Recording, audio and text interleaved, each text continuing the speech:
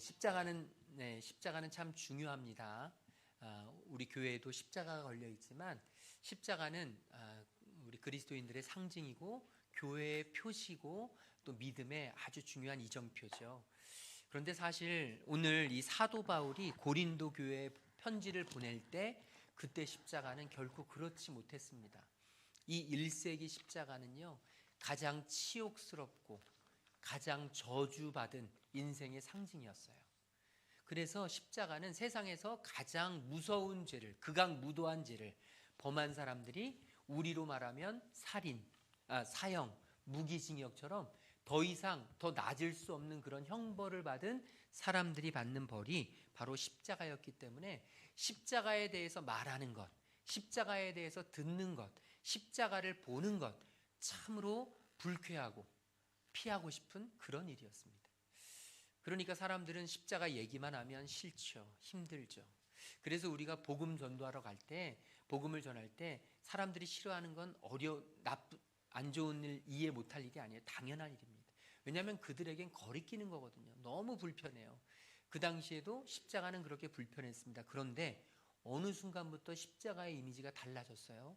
그러면서 지금은 십자가는 뭐죠? 믿지 않는 사람들도 십자가 목걸이 예쁜 거 하고 다니고, 그리고 병원이나 약국 보면 십자가가 상징이 돼 있고, 여러분 믿지 않는 사람들에게도 십자가는 이제는 헌신, 사랑 뭐 이런 것들의 아주 표식이 되었고, 믿는 사람들에게 십자가는 훨씬 더 강력한 무기가 되었죠. 오늘 저와 여러분은 십자가를 묵상하기를 소망합니다. 교회에서는 십자가가 없으면 교회가 아닙니다. 성도에게서, 신앙에서 십자가를 빼면 아무것도 남지 않습니다. 십자가를 보면 나의 신앙을 점검할 수 있습니다. 여러분과 제가 십자가에 대해서 어떻게 생각하느냐를 생각하면 나의 신앙을 어느 정도 체크해 볼 수 있습니다. 그래서 마틴 로이드 존스 목사님이라는 아주 유명한 분이 있는데, 이 목사님이 뭐라고 이야기했냐면 자기의 십자가라는 책에서 이렇게 이야기합니다. 십자가는 리트머스 시험지와 같다. 십자가를 갖다 대면 다 드러난다. 그렇습니다. 오늘 저와 여러분의 삶에도 사실은 십자가가 필요합니다. 십자가의 리트머스가 필요합니다. 내가 십자가 앞에서 어떤 삶을 살아가고 있는지를 오늘 이 시간 다시 한번 살펴볼 수 있는 귀한 시간이 되어지기를 간절히 소망합니다. 우리 먼저 18절 말씀 같이 읽도록 하겠습니다. 십자가의 도가 멸망하는 자들에게는 미련한 것이요 구원을 받는 우리에게는 하나님의 능력이라. 아멘. 저를 따라합니다. 십자가는 생명을 살리는 길입니다. 아멘. 요즘 기독교계의 절기로는 대림절, 대강절이라고 합니다. 이 대림절, 대강절은 뭐냐면 예수님의 오심을 기다리는 거예요. 예수님의 임재하심을 기대하는 것입니다. 그러면서 기도하는 시간이 바로 대강절, 대림절입니다. 그런데 여러분, 예수님께서 오시는 것을 왜 기다릴까요? 예수님께서 오시는 것을 왜 기대할까요? 왜 기대하고 기다리며 기도해야 하는 것일까요? 그 이유는 바로 예수님이 오신 이유, 그 목적에 있습니다. 예수님이 이 땅에 오신 목적이 무엇이냐? 바로 십자가를 지기 위해서이십니다. 그러므로 우리가 대강절, 대림절을 맞고 있는 지금 우리의 마음은 기대감으로 들떠 있을 수 있고 기대감으로 준비할 수 있지만, 무엇보다 중요한 것은 십자가를 놓치면 안 된다는 것입니다. 십자가가 예수님을 기다리는 목적이고, 저와 여러분이 이 자리에 있는 것이 바로 이 십자가를 기다리기 때문입니다. 오늘 말씀해 보면 십자가의 도가 멸망하는 자들에게는 미련한 것이라고 표현됩니다. 우리 전도팀들, 우리 또 전도하시다 보면 십자가 얘기만 하면 사람들이 고개를 절레절레 흔들기도 하죠. 싫어합니다. 전도받는 것을 너무너무 버거워합니다. 사람들은 좋아하지 않아요. 그런데 우리 성도님들 가끔씩 전도팀 나갔다 왔는데 너무 좋아하는 사람들을 만나요. 왜 그럴까요? 그들은 십자가를 알기 때문이에요. 아는 사람들은 기뻐해요. 아는 사람들에게 전도는요, 너무 행복하고 복된 일이에요. 그래서 저부터도 다른 교회에서 전도하러 나오면 너무 기특해요. 너무 정말 귀해요. 항상 한결같이 빼놓지 않고 그 시간에 나와서 복음을 전하는, 주님을 전하는, 사랑을 전하는 사람들을 보면 정말 귀합니다. 그런데요, 주님을 알지 못하고 십자가를 알지 못하는 대부분의 사람들은 그런 사람들이 버겁습니다. 그런 사람들에 대해서 좋게 생각이 안 들어요. 그런 사람들을 미련하게 생각합니다. 저 사람들은 얼마나 할 것이 없어서 왜 저렇게 유달리 다른 사람들보다 뭘 그렇게 특별하게 왜 그렇게 유난이야 그러면서 복음 전하는 사람들을 굉장히 싫어해요. 그런데 오늘 말씀해 보면 그 이유가 나와요. 십자가의 도가, 십자가를 전하는 일이, 복음을 전하는 것이 멸망하는 자들에게는 미련한 것이라는 거예요. 그러니까 그들이 그럴 수밖에 없는 이유는 그들은 멸망으로 다가가기 때문이에요. 그들에게는 구원이라는 것을 알지 못하기 때문입니다. 그들의 삶은 끊임없이 죽음으로, 형벌로 달려가고 있기 때문에 그들은 복음을 전달받는 것을 너무 버거워해요. 힘들어하죠. 그러나 구원을 받는 우리에게는 하나님의 능력이 되잖아요. 십자가는 하나님의 능력입니다. 여기서 나오는 하나님의 능력의 핵심은 뭐냐면 바로 구원입니다. 십자가가 왜 우리에게 능력이 되느냐? 바로 우리를 구원해 주기 때문에. 십자가는 우리의 영혼과 우리의 삶과 우리의 모든 것을 구원해 주시는 능력이 될 수 있기 때문에 우리는 십자가를 귀하게 여기는 것이죠. 그러므로 예수님께서 왜 이 땅에 오셔서 십자가를 지셨는가? 그것은 바로 우리의 생명을 구원하시기 위해서입니다. 여러분 놓치지 마십시오. 지금 이 자리에 십자가가 있는 이유는 내가 널 위해 죽었다. 내가 너의 생명을 구원했다라는 예수님의 사랑의 메시지예요. 예수님은 지금 저와 여러분에게 메시지를 던지고 계세요. 날 잊지 마라. 내가 너의 생명을 위해 죽었다. 내가 널 구원하기 위해 여기까지 왔다. 교회에 십자가가 있는 이유는 바로 예수님의 생명이 나의 생명을 살리기 위해 십자가 위에서 죽으셨음을 우리에게 전하는 것이죠. 19절 말씀, 20절 말씀에 보면 이렇게 돼 있어요. 기록된 바 내가 지혜 있는 자들의 지혜를 멸하고 총명한 자들의 총명을 폐하리라. 여러분 세상에서 지혜 있다고 하는 사람이 얼마나 많은지 몰라요. 어떤 모임에나 가면요 꼭 있습니다. 모든 정보를 자기가 다 알고 있어요. 그래서 항상 어떤 모임에 가면 두세 사람이 대화를 지배합니다. 그 사람들은 지혜로워요. 자기가 지혜롭다고 생각해요. 내가 최고라고 생각합니다. 그래서 다른 사람들의 이야기를 한마디 하면 10마디로 덧붙여줍니다. 모든 사람들에게 자기가 다 대답해줘야 되는 책임감을 가지고 살아가는 사람들이에요. 그런데요, 이렇게 보다 보면 그런 사람들, 자기가 지혜롭다고 하는 사람들이 항상 문제예요. 자기가 지혜롭다고 하는 사람들이 보이스피싱을 제일 잘 당해요. 자기가 지혜롭다고 하는 사람들이 사기를 제일 잘 맞아요. 항상 보면 자신감이 있는 사람들이 가장 실패를 잘해요. 문제는 내가 알고 있다. 나는 다 알고 있다. 너는 모르고 있다. 이 교만이 우리의 인생을 망가뜨립니다. 교회도 마찬가지예요. 교회에도 지혜롭다고 생각하는 분들이 있어요. 본인이 잘 알고 있다고 생각하는 사람들이 있어요. 내가 신앙을 이렇게도 경험했고 저렇게도 경험했고 여기도 가봤고 저기도 가봤고 나는 신앙을 이제까지 이런 신앙생활을 했는데 내가 모를 게 뭐 있냐. 그러면서 항상 모든 사람들을, 특별히 목사인 저도 얼마나 많이 가르치는지 몰라요. 너무 어마어마하게 가르쳐요. 지혜롭지 않은 게 아니에요. 맞아요. 지혜로워요. 많이 알아요. 근데 문제는 너무 많이 알아서 주님이 들어갈 자리가 없어요. 내가 너무 신앙에 대해서 확실하게 알고 있어서 십자가가 뿌리내릴 공간이 없어요. 이미 신앙생활은 내 뜻대로 가야 돼요. 신앙은 이미 내가 펼쳐놓은 나의 길대로 가야 돼요. 그렇지 않으면 그 모든 것들은 다 잘못이에요. 그래서 내가 가장 뛰어나고 내가 가장 많이 알고 내가 가장 모든 것을 지배한다고 생각합니다. 여러분, 그런데 안타깝게도 그건 세상의 지혜일 뿐이에요. 하나님은요, 세상의 지혜를 한순간에 무너뜨리실 수 있어요. 세상의 지혜로는 하나님의 지혜를 알 수 없어요. 만약에 이 복음의 메시지를 세상의 지혜로도 알 수 있다고 하면 세상에서 가장 신실한 사람들은 모든 이 세상의 석박사들일 거예요. 세상에서 가장 똑똑하고 가장 많이 배우고 가장 학식이 좋고 학벌이 좋고 가방끈이 길고 가장 많은 것을 들은 사람들이 아마도 이 십자가 복음을 제일 잘 알게 될 것입니다. 그런데요, 여러분 경험해 보시잖아요. 십자가 복음을 제일 잘하는 분들은 누구냐? 못 배우신 분들, 학교에 문턱에도 가지 못해 보셨던 분들, 세상에서 별로 배움의 끈이 많지 않은 분들도 십자가 복음에 있어서는 십자가 복음 얘기만 나오면 눈물이 흘러요. 왜냐하면 날 위한 것이거든요. 다른 누군가를 위한 게 아니라 나에게 해당되는 얘기거든요. 그들은 다른 사람들의 누구 삶에 관심이 없어요. 그들은 다른 사람들의 신앙을 교정해 줄 마음에 생각이 없어요. 그들은 다른 사람들을 판단하고 다른 사람들을 비난하고 다른 사람들을 견주고 비교하고 다른 사람들의 신앙에 참여하고 싶은 마음이 없어요. 그들의 오로지 유일한 마음은 십자가 하면 내 죄가 떠오르는 거예요. 십자가 하면 나의 연약함이 떠오르는 거예요. 십자가 하면 나의 부족함이 떠오르는 거예요. 그래서 나를 살리신 주님이 보여지는 거예요. 나를 이끄시는 주님이 느껴지는 거예요. 십자가 앞에 나의 연약함이 보이는 이 정말로 겸손함. 저는 우리 성도님들의 마음속에 세상의 지혜가 판을 치는 곳이 아니라 하나님의 지혜가 우리 삶 가운데 넘쳐나기를 주님의 이름으로 축복합니다.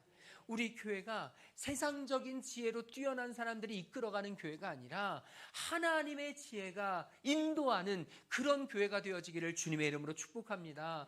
여러분의 가정이 세상의 지혜로 똘똘 뭉쳐서 돌아가는 것이 아니라 하나님의 지혜로, 십자가의 지혜로 우리 안에 살아가는 역사가 있기를 주님의 이름으로 축복합니다. 여러분, 복음이 많이 변질된 것 아시죠? 오늘날 신앙인들이라고 다 똑같은 신앙인이 아니에요. 참 많은 변질된 복음 속에서 살아가요. 세상에 변질된 복음, 현대판 복음이라고도 하는데, 이 현대판 복음은 이렇게 이야기해요. 하나님은 당신을 사랑하시며 당신을 위하여 놀라운 계획을 가지고 계십니다. 그러니까 아무 염려하지 마세요. 다 잘 될 거예요. 여러분, 이렇게 현대판 복음은 우리를 꼬시고 있습니다. 많이 들어보셨겠죠. 강단에서도 많이 흘러나옵니다. 그런데 여러분, 오해하지 마세요. 현대판 복음이 옳지 않습니다. 앞에만 보면 옳은 것 같죠. 하나님 당신 사랑하십니다. 맞죠. 하나님은 당신을 위하여 계획을 갖고 계십니다. 맞죠. 그러면 우리는 어떻게 해야 됩니까? 그 계획에 따라서 걸어가야 하나님의 사랑이 임하고 하나님의 평안이 임하는 것이지. 하나님은 우리를 사랑하시니까 나는 내 마음대로 살아도 아무 상관없어. 나는 하나님의 일에 아무 참여하지 않아도 상관없어. 여러분, 이런 복음은 없습니다. 성경은 절대 그렇게 이야기하지 않습니다. 진정한 복음, 성경이 가르치는 복음은 우리에게 이렇게 이야기합니다. 당신은 하나님의 원수입니다. 죄 가운데 생명이 끊어졌으며 현재 주님께 반역하고 있는 상태입니다. 기억하십시오. 스스로 소생하기는커녕 생명이 필요하다는 사실을 깨닫는 것조차 당신은 불가능합니다. 그러므로 지금 당신에게 십자가가 필요합니다. 하나님께 의지하지 않고는 삶의 변화가 일어나길 기대할 수 없습니다. 자기 힘으로는 그런 역사는 절대 일어나지 않습니다. 여러분, 교회 안에도 누가 하나님으로부터 멀어지는가? 내가 많이 알고 있다고 생각하는 사람이에요. 내가 신앙에 대해서 잘 안다는 사람들이 십자가에 관심이 없어요. 내가 생각하는 것과 다르면 견디질 못해요. 내가 펼쳐온 믿음과 다르면 참질 못합니다. 내가 생각하는 모든 사역과 다르면 그곳에 참여하려고 하지 않아요. 나. 그런데 하나님은 말씀하세요. 우리는 하나님 앞에 정말 죽을 수밖에 없는 하나님의 원수인데 죄 가운데 빠져서 아무런 힘도 상실하고 우리는 죽음을 기다려야 되는 존재인데 하나님이 우리를 사랑하셔서 이 땅 위에 십자가 위에 자기의 독생자 예수 그리스도를 보내주시고 그 십자가의 예수님이 죽으심으로 말미암아 우리에게 영원한 생명, 우리에게 죽지 않는 생명을 허락하셔서 이곳에 우리를 있게 하신 줄로 믿습니다. 여러분, 너무 똑똑하려 하지 마세요. 너무 똑똑하려 하지 마세요. 너무 똑똑하면 항상 문제를 일으켜요. 우리 이 대한민국을 문제로 일으키는 많은 사람들은 대부분 S대 출신들이에요. 똑똑하고 많이 배웠는데 그것들이 나의 이익을 위해서 쓰면 너무너무 악한 길로 가요. 예수님의 제자도 마찬가지입니다. 예수님의 12제자 중에 가장 똑똑했던 제자가 아마도 가룟 유다가 아니었을까 싶어요. 돈꾀는 아무나 맞는 게 아니에요. 모든 모임에도 총무는 아무나 시키는 게 아니에요. 회계는 똘똘한 사람, 계산이 잘 되는 사람, 머리가 팍팍팍팍 돌아가는 사람, 그런 사람에게 이 돈을 맡기죠. 돈주머니를 맡겨요. 여러분, 가룟 유다가 처음부터 예수님을 배신할 생각을 했겠습니까? 가룟 유다가 예수님을 얼마나 열심히 지근거리에서 열심히 예수님을 따라다녔겠어요. 예수님과 함께 사역을 꿈꾸며 예수님과 함께 얼마나 아름다운 미래를 꿈꿨겠냐고요. 그리고 열심도 내고 똑똑했으니까 많은 아주 탁월한 그런 의견도 제시했겠죠. 돈 관리도 철저하게 잘했을 것입니다. 그런데 이 가룟 유다가 점점 보니까 예수님의 사역이 자기가 기대하던 사역과 달라요. 자기가 꿈꿨던 것과 달라요. 그러면서 점점 마음속에 의심이 들기 시작합니다. 자신의 욕망과 예수님의 길이, 십자가의 길이 너무나 다르니까 참을 수가 없는 거예요. 처음에 예수님께서 다니실 때 유대인들이 환호하고 막 몰려들었을 때, 무리들이 막 예수님께 환호성을 질렀을 때, 그때 가룟 유다는 아마도 누구도 사람들 앞에서 어깨를 으쓱했을 것입니다. 그런데 예수님이 십자가를 지겠노라고 선포하는 순간부터, 예수님이 십자가의 길을 가겠노라고 선언하는 순간부터, 그리고 실제로 예수님께서 예루살렘으로 들어가 그 십자가의 길을 걷겠다고 다짐한 순간부터 여러분, 가룟 유다의 마음은 참을 수가 없었을 것입니다. 왜요? 똑똑해서, 왜요? 잘나서, 왜요? 많은 걸 알아서. 내 뜻대로, 내 계획대로 따르지 않는 예수님은 필요 없어요. 여러분, 오늘 어쩌면 저와 여러분에게 우리의 신앙의 중심이 예수님이신지를 물어봐야 되는 중요한 시점일 수 있습니다. 내 신앙의 중심, 내 삶의, 내 이 믿음의 가운데, 이 예배의 가운데 예수님이 앉아 계셔야만 우리의 예배는 진정한 예배가 되는데, 이곳에 예수님이 아니라 내 자아가 앉아 있으면, 내 욕망이 앉아 있으면 여러분, 어지간한 걸로는 만족이 되질 않아요. 어지간한 걸로는 하나님 앞에 경배와 찬양을 올릴 수 없어요. 자꾸 나의 욕망이 이야기해요. 이거 잘못됐는데, 이거 뭔가 문제 있는데, 이거 이러다가 안 되겠는데, 우리 안에 이런 두려운 마음, 염려되는 마음, 자꾸 정죄하는 마음, 비난하는 마음, 비판하는 마음이 나의 예배를 막고, 하나님을 예배하는 것을 막고, 십자가를 막고 가로막고 우리를 무너뜨리는 그런 삶이 되어지지 않나. 저는 제가 어렸을 때 저희 할머님 초등학교도 못 다니셨지만 정말 신앙에 있어서 얼마나 지혜로우셨는지, 얼마나 신앙의 길을 잘 알려주셨는지, 석사까지 공부하고 매일같이 신학책을 끼고 살고 성경에 대해서 안다고 하는 제가 따라가기에는 비교도 할 수 없는 그 신앙의 깊이가 있어요. 여러분, 똑똑한 사람들 논리로 바꿀 수 없어요. 똑똑한 사람들 말빨로 바꿀 수 없어요. 어떤 것으로도 바꿀 수 없어요. 똑똑하면 똑똑할수록 더 안 바뀌어요. 그런데 놀라웠게 그렇게 똑똑하고 자기만 알던 사람들이 한순간에 와르르 무너지는 때가 있는데, 그게 뭐냐? 십자가를 마주할 때. 십자가 앞에 서면 말이 필요가 없어요. 십자가 앞에 서면 내 연약함이 보여요. 십자가 앞에 서면 나의 부족함이, 죄됨이, 더러움이 보여요. 저는 저와 여러분이 십자가 앞에 서는 하나님의 자녀 되길 소망합니다. 날 살리기 위해 그 피 한 방울까지 흘리신 예수님, 그 예수님의 십자가, 이 예배는 바로 그 십자가를 기억하는 자리고, 그 십자가를 바라보는 자리고, 그 십자가를 굳게 붙잡는 자리가 되어야 할 줄로 믿습니다. 또 십자가는요, 하나님의 사랑을 우리에게 전하시는 길이에요. 자, 우리 22절부터 24절까지 같이 읽겠습니다. 유대인은 표적을 구하고 헬라인은 지혜를 찾으나 우리는 십자가에 못 박힌 그리스도를 전하니 유대인에게는 거리끼는 것이요 이방인에게는 미련한 것이로되 오직 부르심을 받은 자들에게는 유대인이나 헬라인이나 그리스도는 하나님의 능력이요 하나님의 지혜니라. 아멘. 그 당시에 예수님을 따르던 사람들은 두 부류로 명확하게 나누어졌습니다. 유대인과 헬라인이에요. 나머지는 없습니다. 유대인과 헬라인. 어쩌면 오늘 우리 이 자리에도 유대인과 헬라인과 같은 그런 신앙생활하는 분들이 있을지 몰라요.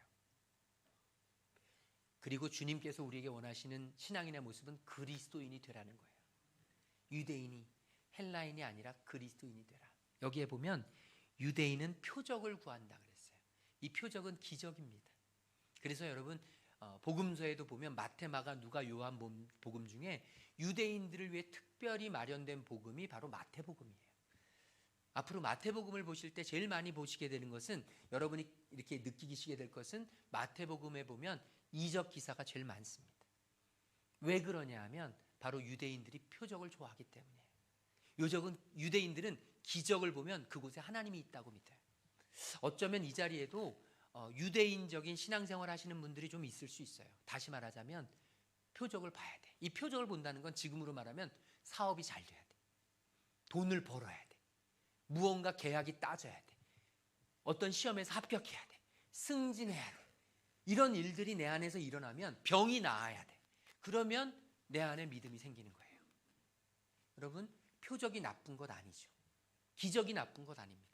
그리고 하나님은 필요에 따라서 반드시 그런 기적과 표적들, 이사들을 보여주십니다. 오늘 이 시간에도 하나님의 이적과 기사는 당연히 일어날 수 있습니다. 그런데 문제는요, 유대인들은 여기에 보면 표적을 구하고 돼 있지만 원어에 보면 표적들을 구하고, 복수로 돼 있어요. 그 이야기는 뭐냐면 오늘도 표적을 구하고 내일도 표적을 구하고 모레도 표적을 구해요. 여러분, 그래서 이스라엘 백성들이 출애굽을 하고 하나님께서 광야 생활을 이끌 때 그들의 삶을 한번 보십시오. 언제나 얼마나 표적을 구하는지. 홍해가 갈라질 때 얼마나 기적을 받겠어요.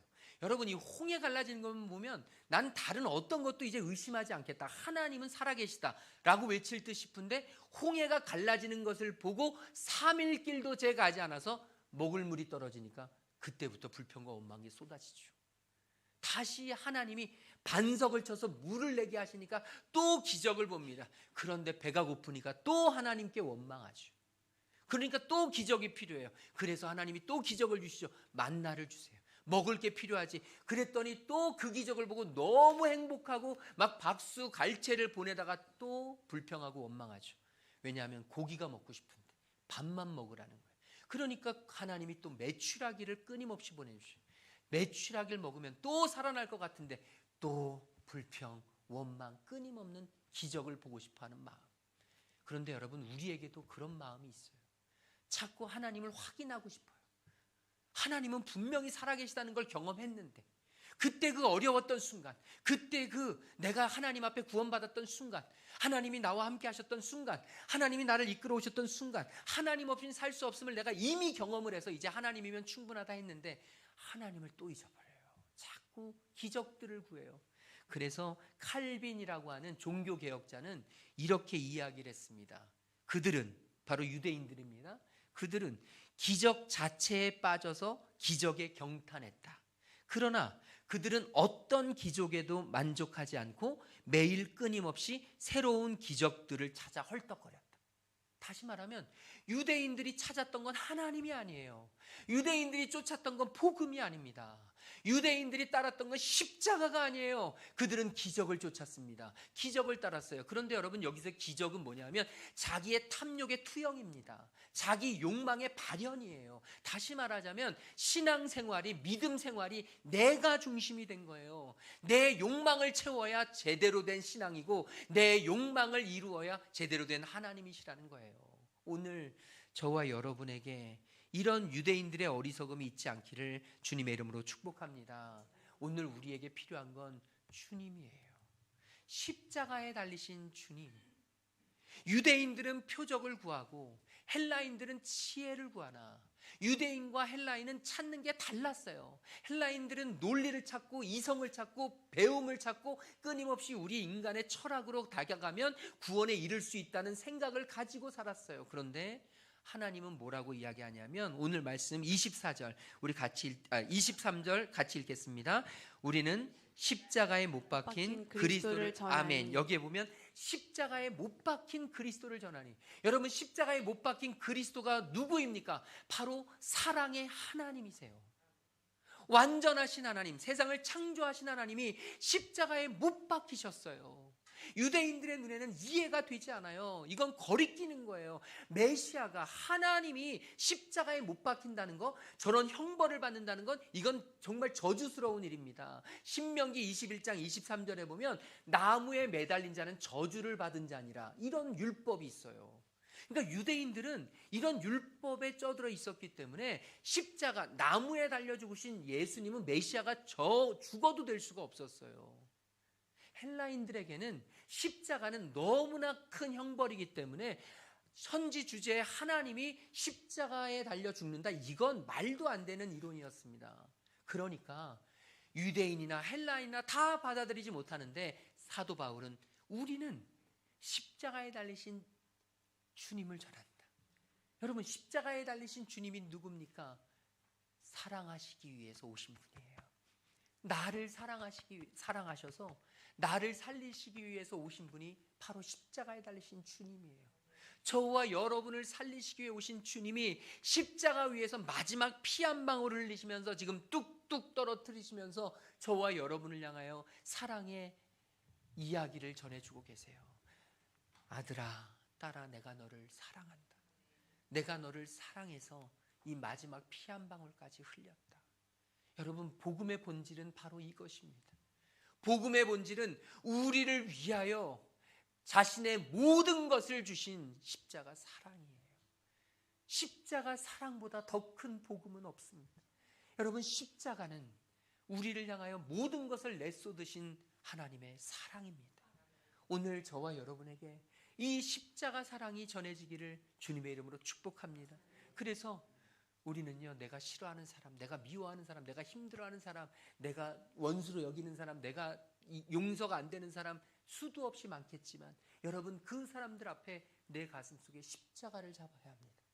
십자가가 바로 나 같은 죄인을 위하여 십자가에서 보혈을 흘리신 예수님이 달리신 그 사랑이기 때문에 그 사랑을 붙잡고 오늘도 저와 여러분 주님 앞에 한 걸음 한 걸음 걸어가는 하나님의 자녀들 되기를 주님의 이름으로 축복합니다.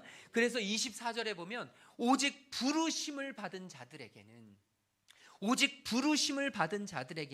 십자가는, 그리스도는 하나님의 능력이요 하나님의 지혜다. 이건 기적이에요. 여러분 십자가가 하나님의 능력과 하나님의 지혜가 될 수 있는 유일한 길이 있다면 그건 바로 부르심을 받은 자들이에요. 여러분 하나님이 누굴 부르십니까? 왜 우리를 부르셨습니까? 사랑하셔서. 저와 여러분을 사랑하셔서 십자가를 깨닫게 해주신 거예요. 지금 이 자리에서 우리가 예배하면서 십자가가 하나님의 능력이고 하나님의 지혜임을 고백할 수 있다는 건 이건 기적이에요. 세상에 수많은 사람들 보십시오. 아니 이 자리에 있었다가도 십자가를 잃어버린 사람들을 보십시오. 현대판 복음에 물들어 있는 사람들을 보십시오. 잘못된 거짓 가르침에서 정말 영혼을 빼앗긴 사람들을 보십시오. 여러분 그들이 십자가가 하나님의 능력으로 여기질 않아요. 십자가는 그냥 이미테이션일 뿐이에요. 십자가는 그냥 상징일 뿐이에요. 그런데 하나님이 내게 십자가가 무엇인 줄 알게 하는 사람은 십자가는 그냥 아래 위로 있는 막대기가 아니에요. 그냥 크로스되어 있는 어떤 이미테이션이 아니에요. 십자가는 생명이에요. 나를 향하여 베푸신 주님의 사랑이에요. 십자가 없는 주님은 있을 수가 없어요. 십자가 없는 복음은 있을 수가 없어요. 십자가 없는 믿음은 상상할 수 없어요. 그래서 저와 여러분의 삶 가운데, 믿음 가운데 십자가가 넘쳐나는 은혜, 오늘 이 귀한 아침에 우리 십자가가 내 마음속에 뚝뚝 떨어지고 십자가의 은혜가 내 삶에 깊이 박히는 은혜가 있기를 주님의 이름으로 축복합니다. 우리 마지막으로 25절 말씀 같이 읽을 텐데요. 같이 읽겠습니다. 하나님의 어리석음이 사람보다 지혜롭고 하나님의 약하심이 사람보다 강하니라. 아멘. 여기에 보면 하나님의 어리석음이라는 것은 표현상 맞지 않습니다. 하나님은 어리석을 수가 없어요. 하나님은 절대 어리석을 수가 없습니다. 하나님은 약하신 분이 아니에요. 하나님을 약하시다고 하면 신성 모독죄에 걸릴 정도입니다. 그런데 왜 이런 표현을 썼는가? 하나님이 100번 양보하자. 100번 양보해서 하나님이 어리석다고 해보자. 하나님의 어리석음이 무엇일까요? 그게 십자가예요. 세상 사람들이 바라봤을 때 하나님이 어리석게 보이는 게 십자가 때문이라는 거잖아요. 하나님의 약하심, 양보해보자.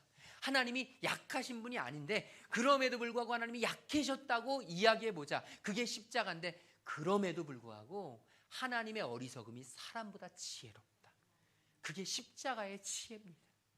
십자가의 지혜는 세상의 지혜를 능가합니다. 세상의 지혜는 십자가의 지혜를 따라올 수가 없어요. 세상 사람들은 이해할 수가 없지만 하나님은 십자가를 통해서 이 세상의 모든 사람들을 살리시고자 하는 놀라운 지혜를 그 십자가에 품고 계셨어요. 사람들은 십자가에 달려 죽으신 예수님이 약하시다고 이야기해요. 예수님이 피 흘려 죽으신 그 모습이 너무나 무기력하고 아무것도 아니라고 사람들은 평가했습니다. 그러나 여러분, 2000년이 지난 오늘을 보면 십자가는 결코 약하지 않았어요. 십자가의 보혈은 결코 무의미하지 않았습니다. 무능력하지 않았어요. 십자가에 예수님께서 그 힘없이 죽으셨던 그 모습은 우리에겐 연약해 보일 수 있었겠지만 여러분, 지금 이 시대에도 십자가는 살아서 예수님의 십자가를 목숨같이 지고 가는 수많은 그리스도인들이 이 세상을 어떻게 변화시키고 있는지 우리는 봐야 하고, 또한 우리도 그런 십자가를 지고 이 세상을 바꾸어 나가는 하나님의 사람이 되어야 할 줄로 믿습니다.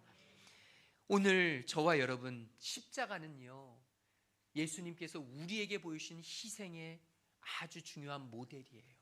세상에 공짜가 없습니다. 주님은 우리에게 십자가의 길을 보여주셨어요. 친히 십자가의 길을 보여주셨어요. 저와 여러분이 십자가의 길을 함께 따라오라고 주님이 말씀해 주셨습니다. 많은 사람들은 신앙생활을 그냥 여유롭게 하기를 소망합니다.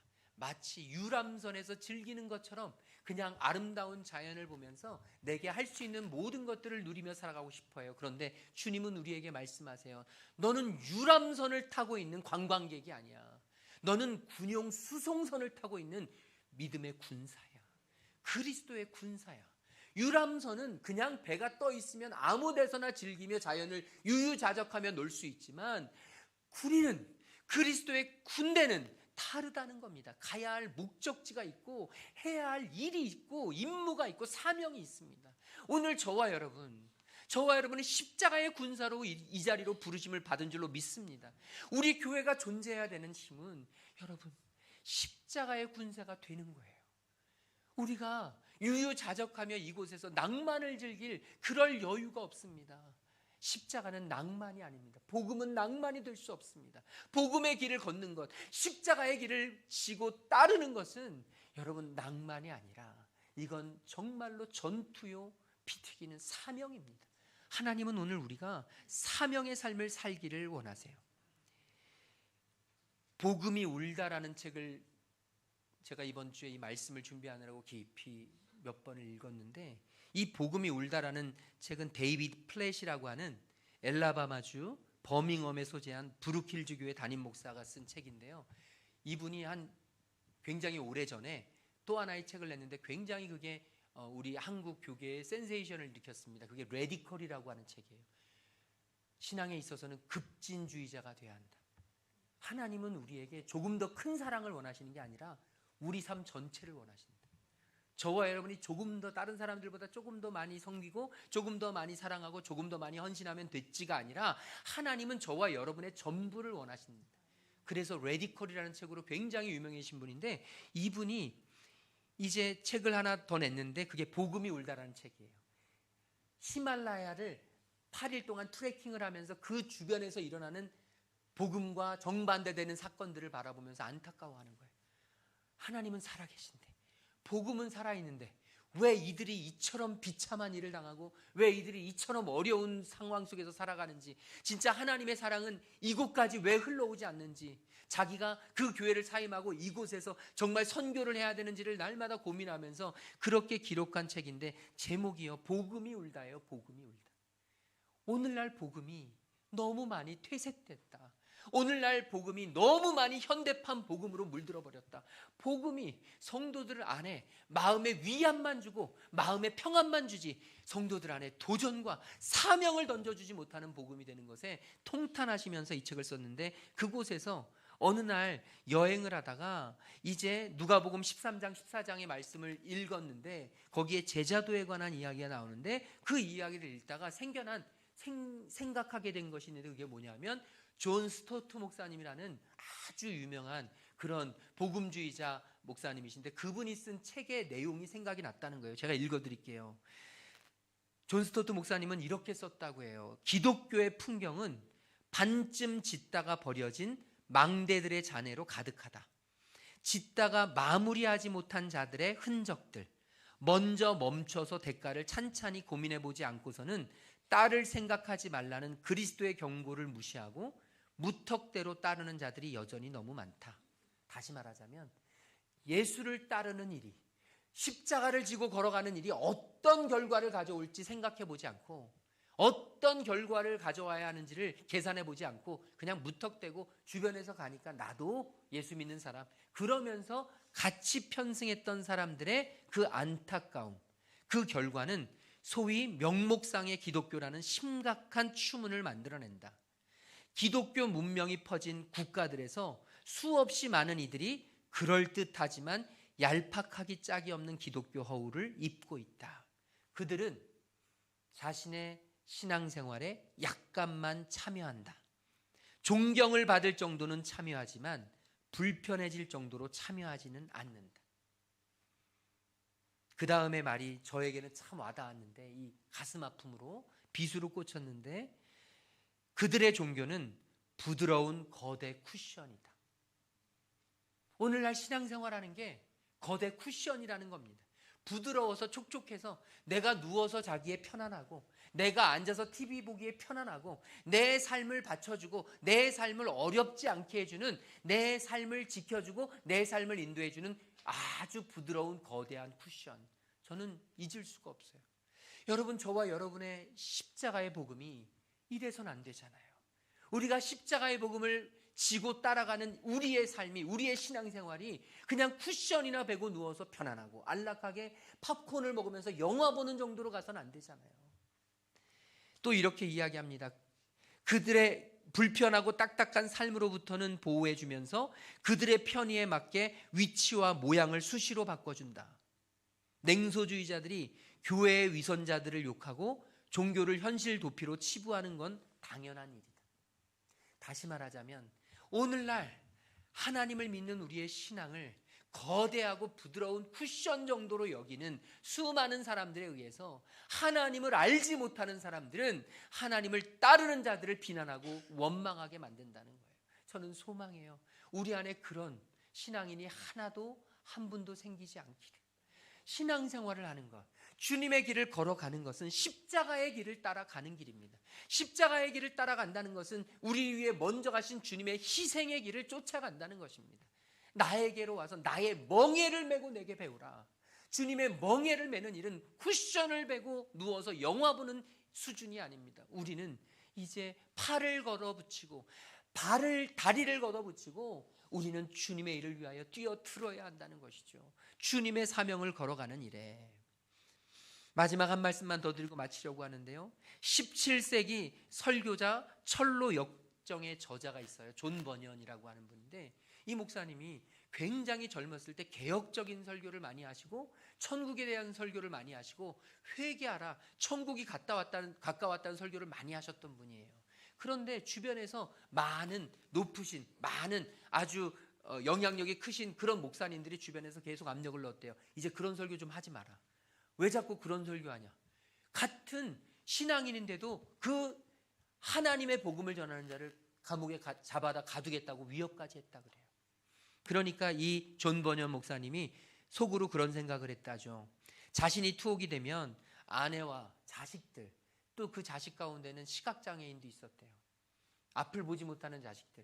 자기가 이렇게 감옥에 갇지 않고 자유로워도 가족들이 자주 굶는데, 너무 가난해서. 근데 자기가 감옥에 있으면 이제 앞길이 막막하잖아요. 사지로 내몰릴 게 뻔하잖아요. 그러니까 이분이 어떡할까를 참 많이 고민하셨대요. 그런데 그럼에도 불구하고 예수님이 복음 전파로 나를 부르셨으니 나는 포기할 수 없다. 그래서 복음을 전하셨대요. 그래서 결국 감옥에 갇히셨죠.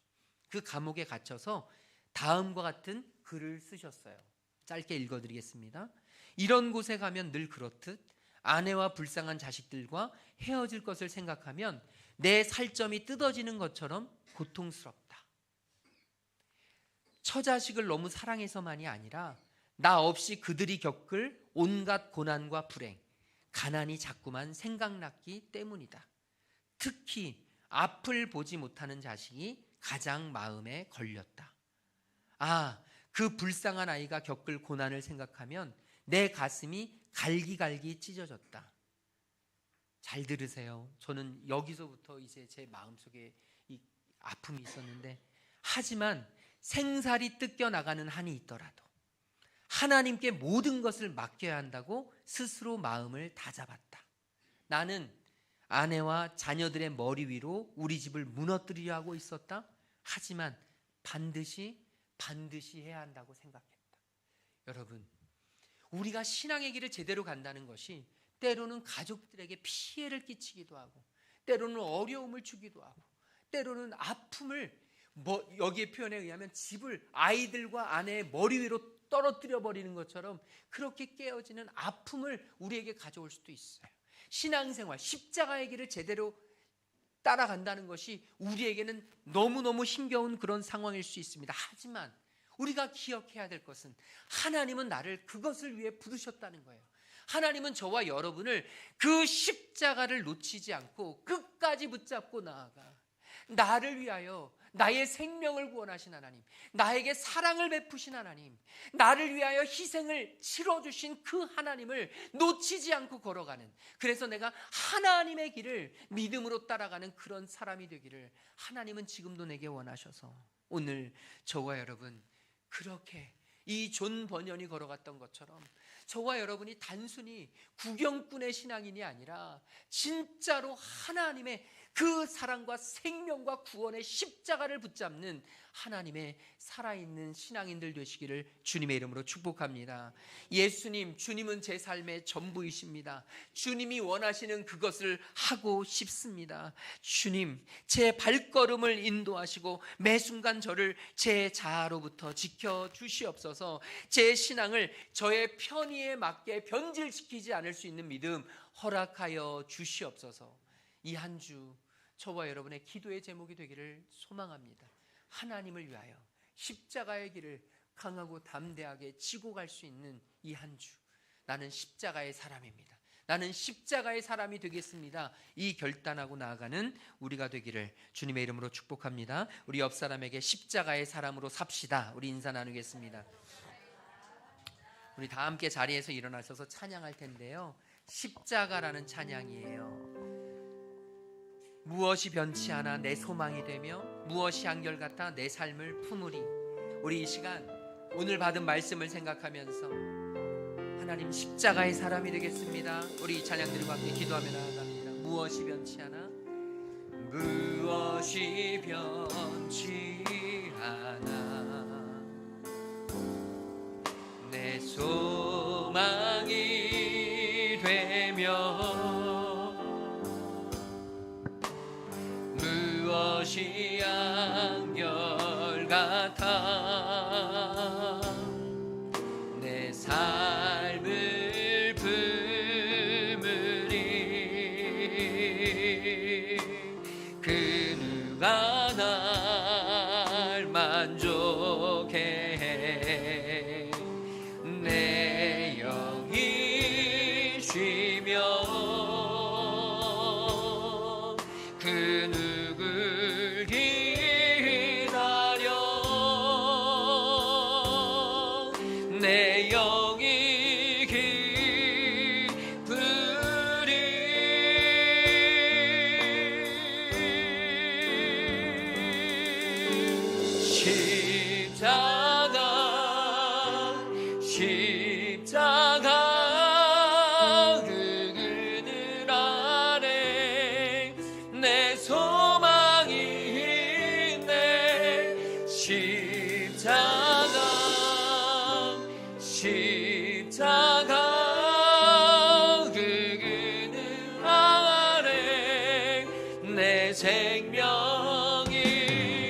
있네. 우리 이 시간 같이 기도할 때 주님 십자가의 사람이 되게 하시옵소서. 주님 나를 위하여 나의 생명을 구원하기 위하여 주님이 지신 십자가, 나를 사랑하시는 그 귀한 소망을 허락하시는 십자가, 아버지 그 십자가를 붙잡고 이 한 주도 믿음으로 살아내게 하여 주시옵시고 주님의 사역에 참여하게 하여 주시옵시고 주님의 나라를 위하여 쓰임받는 귀한 믿음의 사람 될 수 있도록 주님 인도하여 주시옵소서. 함께 동성으로 기도하며 나아가겠습니다. 사랑해 주님 감사합니다. 주님 십자가의 길을 걸어갑니다. 십자가의 사람이 되어서 십자가의 소망을 가지고 십자가의 길을 걷게 하여 주시니 감사합니다. 아버지 우리에게 소망이 필요합니다. 십자가가 필요합니다. 생명이 필요합니다. 주님 나를 붙들어 주시고 나와 함께하여 주시고 예수의 이름으로 만나 주시옵소서. 예수의 이름으로 만져 주시옵소서. 십자가를 품고 주님 앞에 나아가며 십자가로 살아가게 하여 주시옵소서. 십자가를 놓치지 않도록 인도하시옵소서. 주님 내 안에 십자가가 있습니다. 주님 내 안에 십자가가 자리 잡고 있으니까 주님 내 안에 십자가를 찾고 있습니까? 주님 앞에 십자가를 온전히 무릎짓고 십자가로 나아가며 십자가 안에서 주님을 바라보며 믿음으로 나아갈 수 있는 하나님의 거룩한 주의 자녀 될 수 있도록 아버지 십자가의 생명을 허락하시고 십자가의 은혜를 허락하시고 십자가의 길로 걸어가게 하여 하나님 오늘 우리에게 십자가의 길을 허락하여 주시니 감사합니다. 주님 십자가를 놓치지 않는 믿음의 자녀들 되게 하여 주옵소서. 세상의 지혜로 살아가려 하지 말게 하시고 세상의 능력을 자랑하려 하지 말게 하여 주시고 하나님의 지혜, 하나님의 능력을 가슴에 품고 이 십자가를 온전히 붙잡고 한 걸음 한 걸음 걸어가는 믿음의 성도들 될 수 있도록 인도하여 주시옵소서. 몸이 아픈 지체들 주님 찾아가 여호와 라파의 은혜로 치료하여 주옵시고 마음이 아프고 관계가 힘들고 재정적인 어려움에 사업의 어려움에 아버지 하나님 힘들어하는 귀한 지체들 기도하게 하시고 주님 찾아가 그들에게 위로의 길을 허락하여 주시옵소서. 힘들고 어려운 상황 속에서도 주님 앞에 감사의 제목을 적어 주님의 것을 구별하여 드리는 손길들 주님 아시오니 만배로 갚아 주시옵시고 주님 부족함 없도록 주님 연약함 없도록 하나님이 사용하여 주시옵소서. 이제는 길과 진리와 생명 되시는 우리 주 예수 그리스도의 그 놀라우신 구속의 은혜와 우리를 지으시고 부르시고 보내신 창조주 하나님의 한이 없으신 사랑하심과 우리의 친구 되시며 위로자 되시는 성령 하나님의 감화 감동 역사 충만하심이 이제 십자가의 길을 온전히 따르겠노라고 결단하고 돌아가는 모든 하나님의 자녀들 머리 위에 지금으로부터 영원토록 함께 계시기를 간절히 축원하옵나이다. 아멘.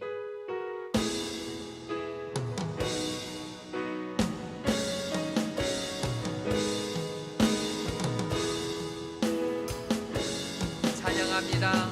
할렐루야 할렐루야 주를 찬양하여라 할렐루야 자유케 하셨도다 죄의 저주 끊으신 주께 구원이 도다 주 예수 나의 산소망 당신도 나의 산소망 당신은 나의 산소망.